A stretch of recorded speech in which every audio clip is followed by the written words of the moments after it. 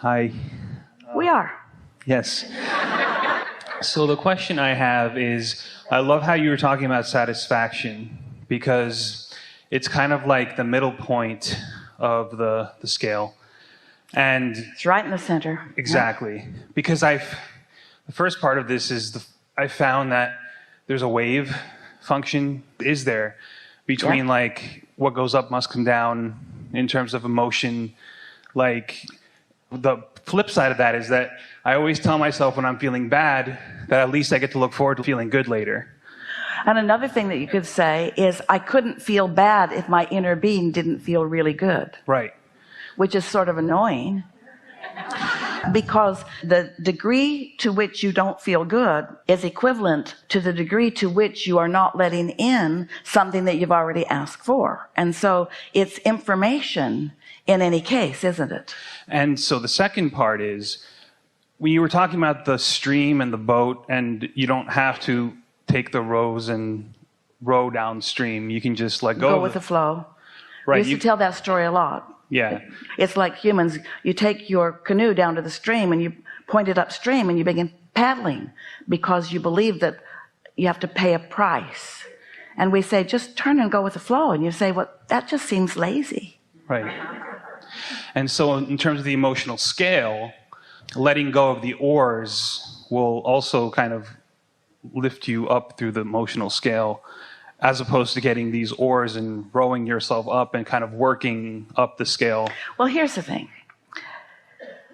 We talked earlier about how once you get your thoughts wrapped around some of these concepts about law of attraction and focus and vibration and emotion and satisfaction, once you accept that there is an energy that you have access to, and you learn how to not only ask for it, but let it in, everything gets simpler and easier for you.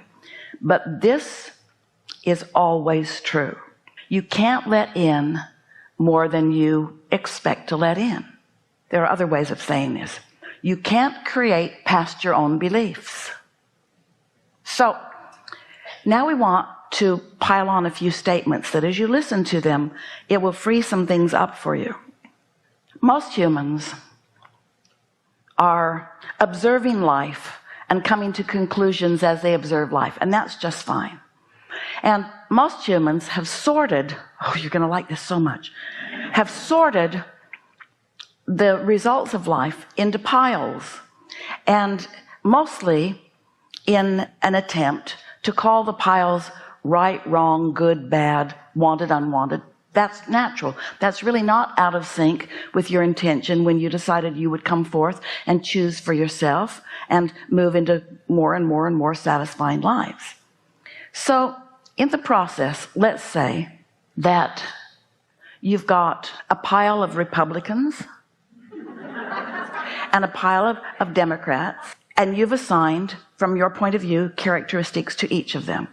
Let's say you have a pile of Catholics and a pile of Baptists, and you've assigned certain characteristics to each of them. Let's say there's a pile of working mothers and there's a pile of mothers who don't work. And let's say there is a pile of black people and a pile of white people, and there's a pile of female and there's a pile of male. So most humans are wanting to differentiate what they're witnessing life in this sort of categorical way. And we would like to submit to you that there are really, in all of these piles, we'd like to mix all those piles together, all those piles and every other pile, mix them together and divide them into just two piles, aligned with inner being in this moment or not.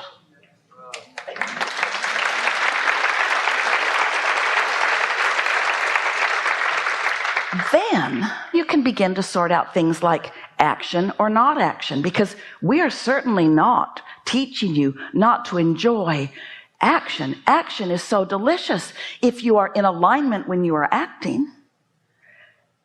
But action is no fun at all. If you are out of alignment, then it's hard. Then things don't go your way. And so that was a sort of epiphany for you, wasn't it? If you can get your thoughts around that, then so many things that have felt controversial, so many things that have felt troubling and hard to understand, aren't that difficult to understand anymore about yourself or about anybody else.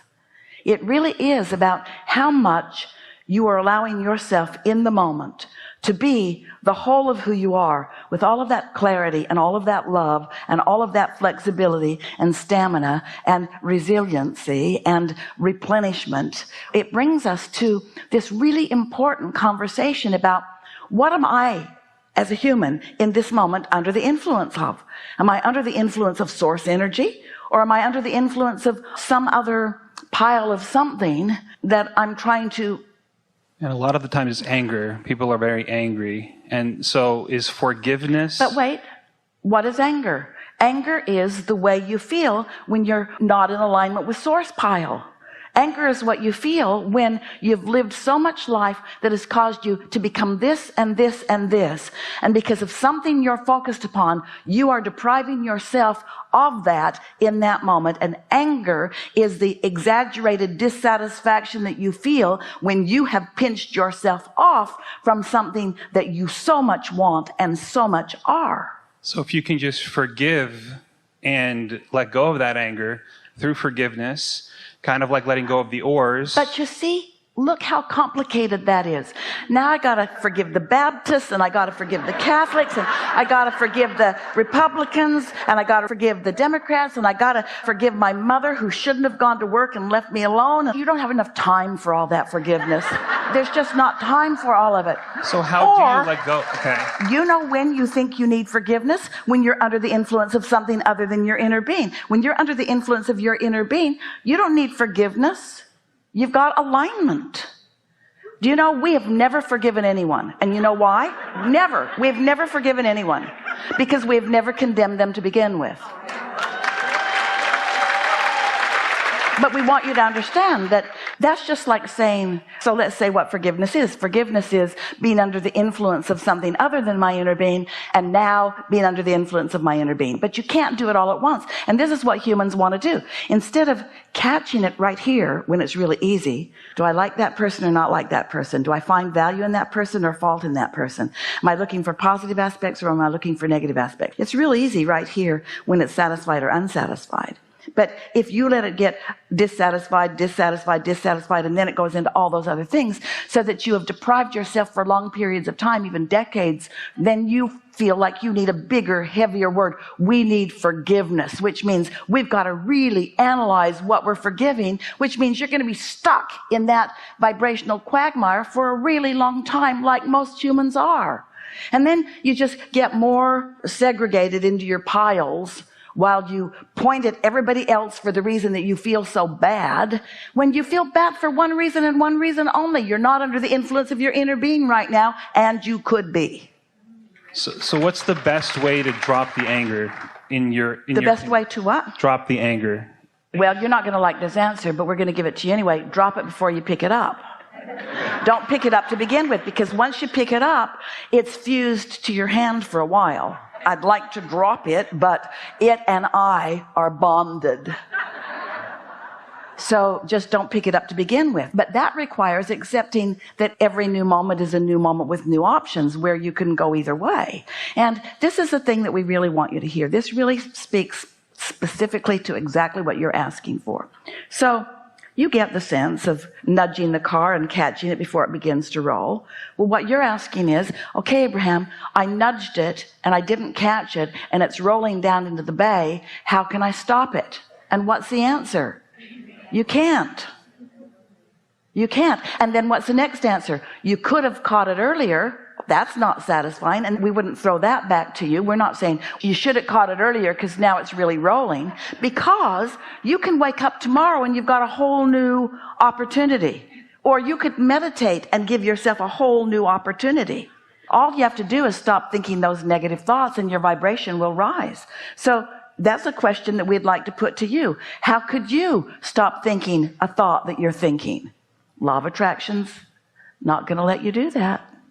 Law of attraction is going to continue to encourage the thought that you've got going. And so, are you getting the answer to this? Be more deliberate about the thoughts you start. And you don't have to start over in a whole lifetime. You just have to start over in this moment or in this day. And sometimes when things happen that really get your attention, that make it really clear to you, that we adore it when something lovely is gaining momentum, and Esther acknowledges, I'm responsible for that. And we are equally happy when something not wanted is gaining momentum, and Esther says, I'm responsible for that as well. Because now she's in control, and with understanding that, now she can make choices early on about what she gets into motion, which means meditate every day. Don't be lazy about it. Don't say I'll do it tomorrow. Don't say I'll meditate after lunch, after I'm already angry. Catch it early.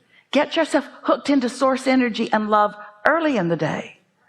And each day that you do it, then the more your proclivity leans that way, the easier it is. You know people that it's really hard to get their goat. You just can't get them down. They're just not going to allow it. You start a negative conversation, they'll change the conversation or they'll walk away. They're just not going to go there with you. Well, I find humor, for me, that's what I use in order to kind of diffuse things. People use humor to cover up things too. Well, I mean, because it makes it feel not so serious. We don't disagree with you at all, but we're just saying. Your true humor comes from true alignment. There is no writer of situation comedy like source energy. Situation comedy is the best comedy in the whole world. And every now and again, something will happen and you just got to laugh. You just got to say, I saw that one coming. I saw that one coming. That's a perfect vibrational match. Because when you feel powerless and then you reach for anger, I get that you feel better. If you feel relief. That's an old conversation. That's not the conversation we're having today. Today we're telling you, if you feel anger, or if you feel despair and revenge feels better to you, this is a good time for a nap.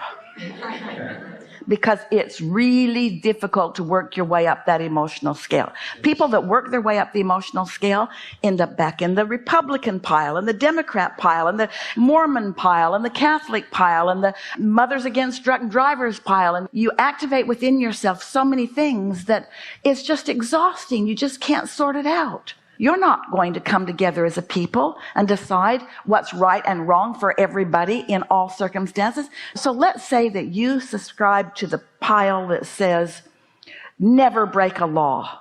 You're just determined that you're not ever going to do that. And you're driving down the freeway and there's an 18-wheeler that is crowding you. So you just decide that you're just going to get out of its way. So you just step on the gas and go 85 miles an hour.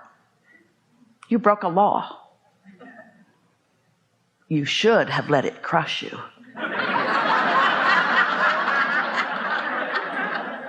So in every moment, you and your inner being are always evaluating with this hierarchical priority system of what's the best. And your inner being always errs in love and well-being for yourself and for all others, you see.